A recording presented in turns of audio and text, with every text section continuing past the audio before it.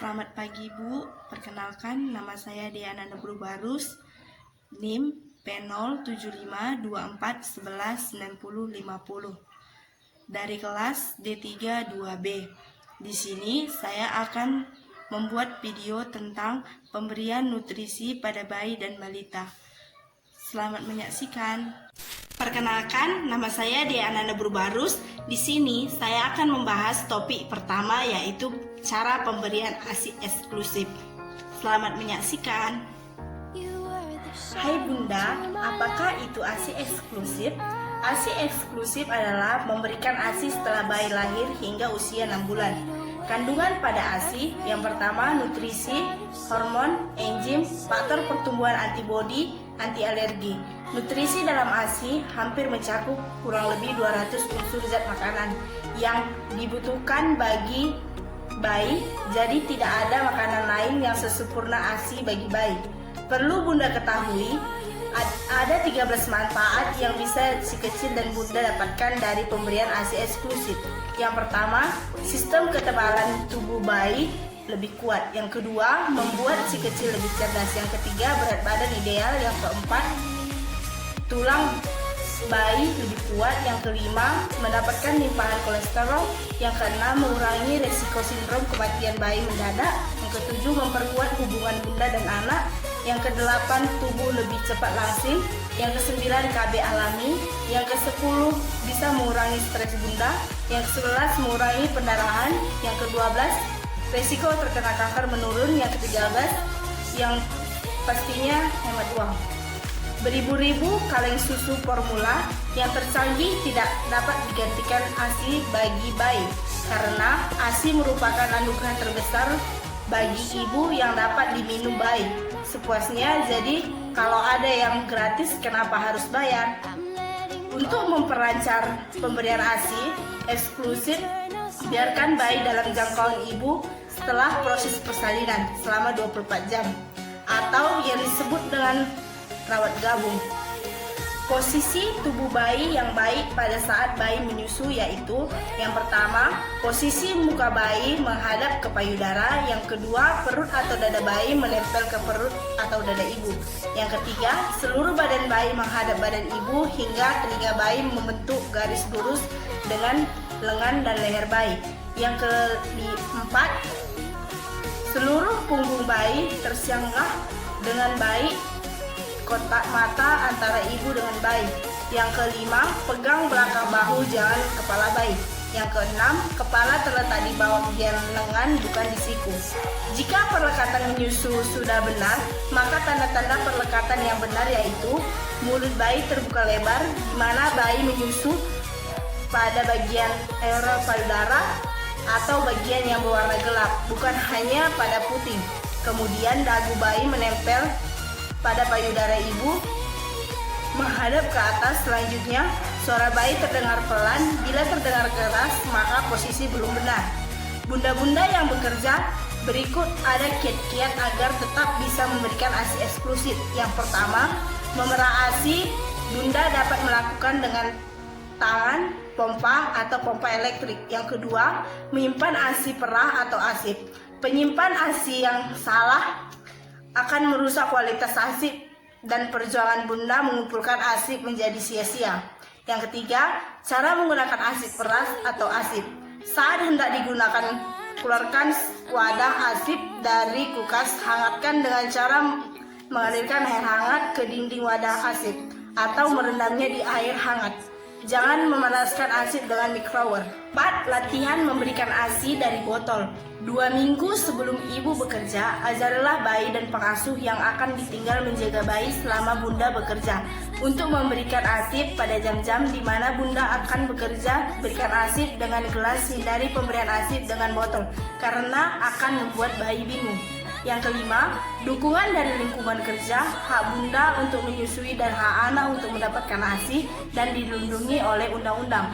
Dalam pemberian ASI eksklusif, diperlukannya dukungan seluruh anggota keluarga seperti suami, orang tua, mertua, serta saudara.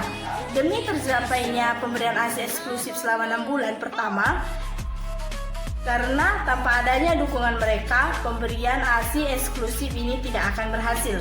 ASI dan menyusu paling baik untuk bayi. Bunda yang menyusui perlu diingatkan agar mengkonsumsi makanan yang sehat. Keluarga harus menciptakan suasana rumah yang tenang dan damai, agar bunda menyusu tidak stres yang dapat mengganggu produksi ASI. Program ASI eksklusif tidak bisa dijalani oleh wanita yang sedang mengalami kemoterapi.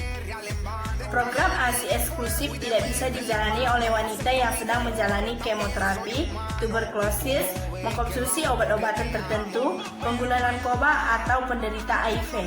Jika bunda dan bayi menemui tantangan dalam menyusu, segera hubungi tenaga kesehatan yang memahami manajemen laktasi atau bisa konsultasi dengan konselor menyusui.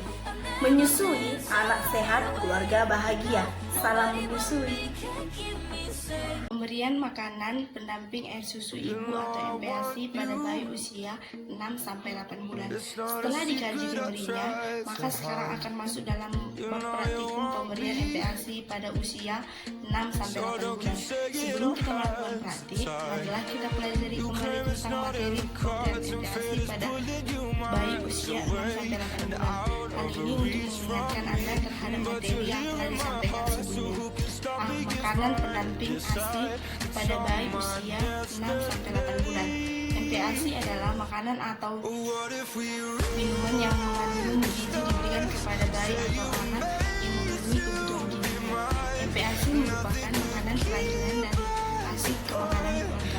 Pengenalan dan pemberian MPASI harus dilakukan secara bertahap, baik untuk maupun sesuai dengan kemampuan keseimbangan bayi atau anak. Tujuan pemberian makanan tambahan pendamping ASI adalah melengkapi zat gizi yang sudah berkurang, mengembangkan kemampuan bayi untuk menerima bermacam-macam makanan dengan berbagai rasa dan bentuk, mengembangkan kemampuan bayi untuk mengenal dan menelan, mencoba adaptasi terhadap makanan yang mengandung kadar energi tinggi.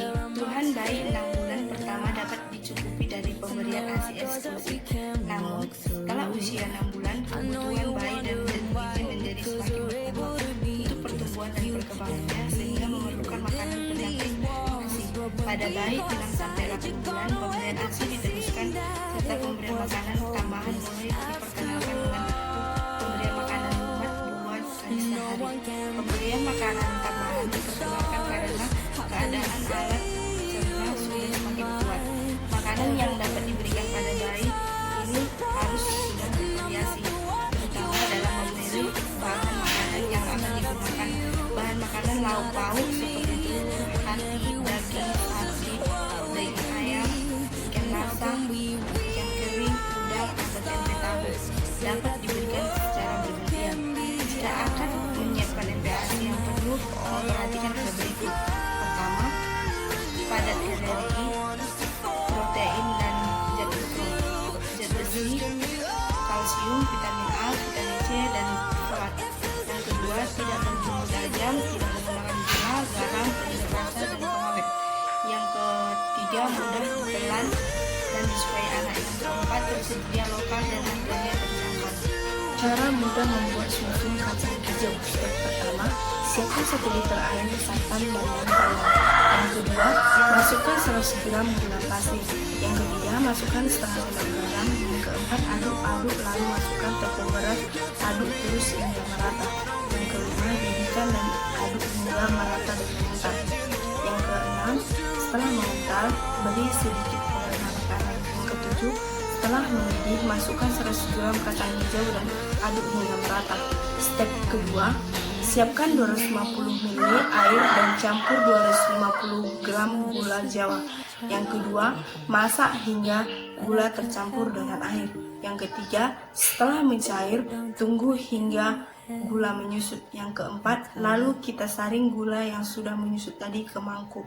Step ketiga, masak 500 gram santan hingga mendidih dan beri sedikit garam dan daun pandan. Yang kedua, aduk-aduk terus hingga santan siap. Step keempat, sajikan bubur bersama dengan gula dan santan. Nah, dah siap disajikan. Pemberian makanan pendamping air susu ibu atau MPASI pada bayi usia 9-11 bulan.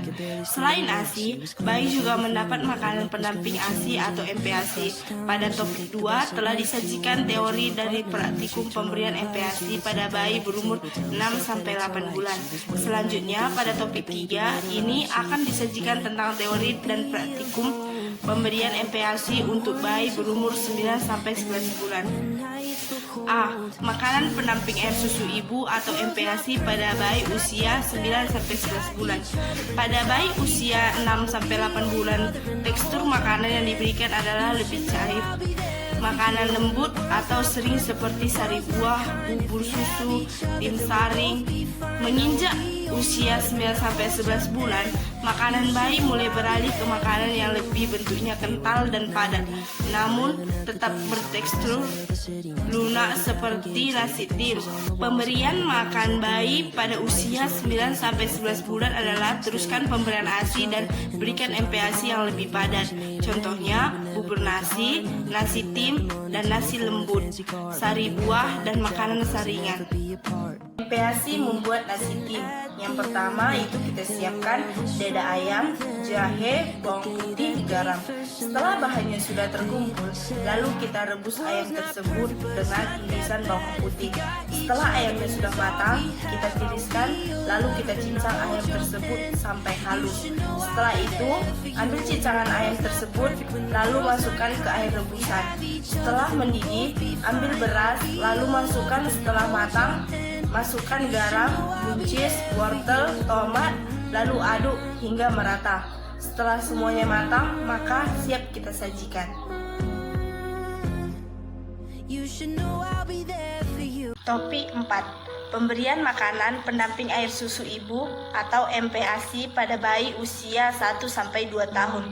Selain ASI, bayi juga mendapat makanan pendamping ASI atau MPASI. Pada topik 2 telah disajikan teori dan praktikum pemberian MPASI pada bayi berumur 5-8 bulan.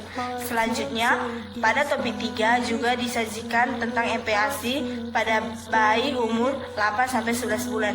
Dan pada topik yang terakhir akan dibahas tentang pemberian MPASI bayi umur 1-2 tahun.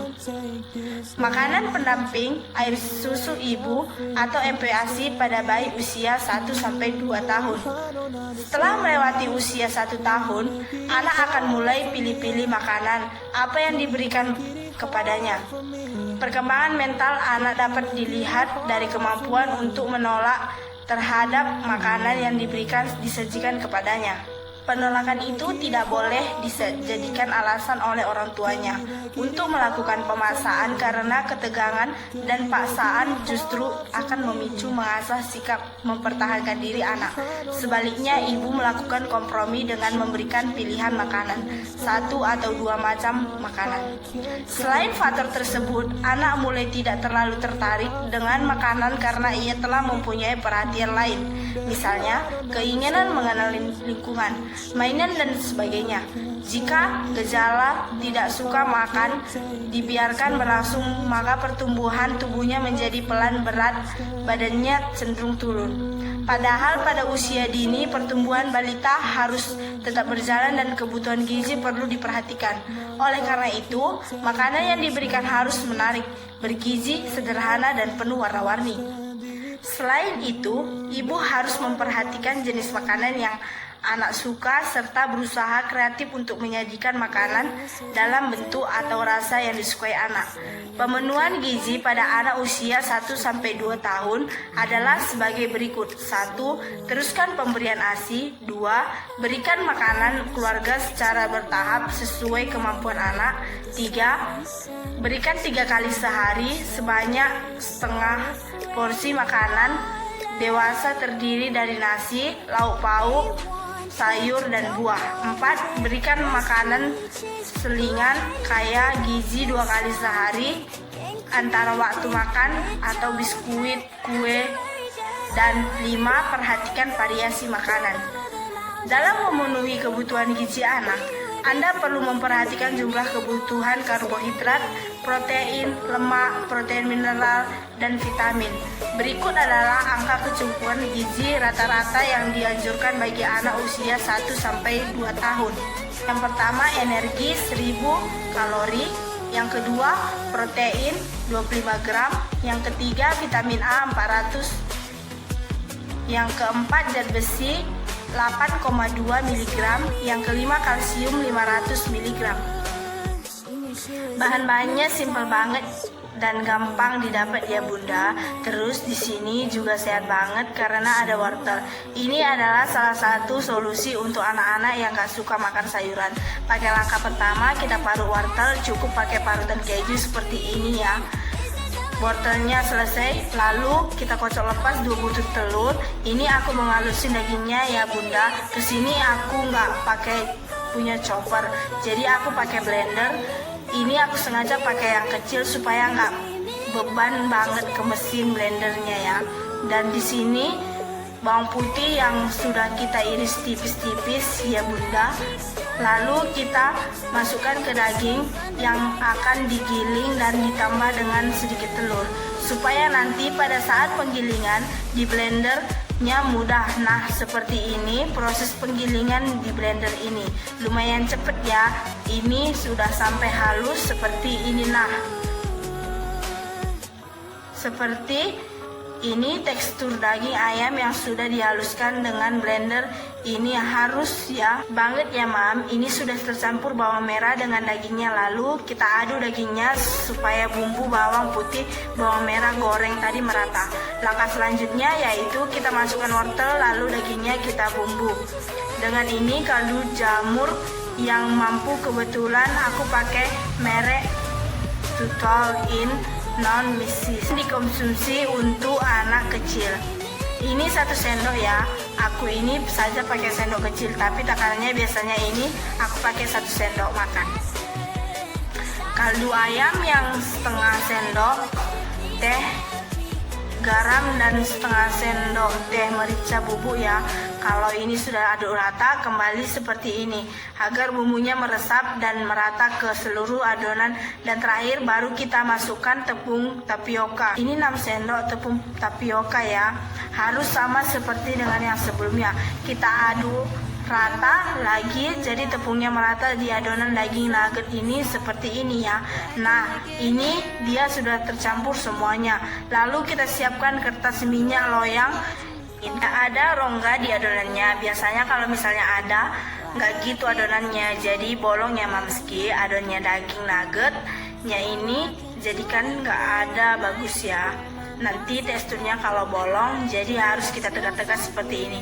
Sambil sedikit ditekan-tekan, kita ratakan sisi-sisinya seperti ini. Nah, udah rata ya. Ya, sebelumnya mengukus pastikan kukusannya airnya sudah mendidih ya. Kukusan adonannya nugget selama 50 menit. Gunakan api sedang cenderung kecil untuk menentukan adonan sudah matang. Maka lakukan tes tusuk dengan garpu. Jika sudah tidak ada yang menempel di garpu, berarti adonan nuggetnya sudah matang. Setelah adonan nugget matang, didinginkan dulu 10 menit. Baru dipotong-potong sesuai selera. Kita lapisin nuggetnya dengan tepung panir. Ini bahan-bahannya kita celupkan ke pelapis basah, yaitu campuran tepung terigu dan air. Lalu terakhir ke tepung panir. Sampai semua permukaan tertutup ya. Seperti ini. Dan ini semua sudah dilapisi oleh tepung panir. Kesemuanya dilapisi tepung panir, lalu kita masukkan ke kulkas bagian bawah.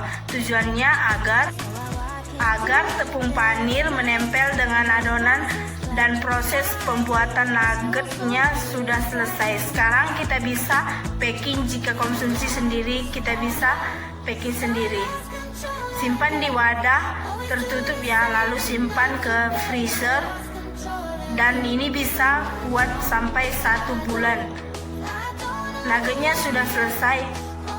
Demikianlah video pemberian nutrisi pada bayi dan balita. Sekian dan terima kasih.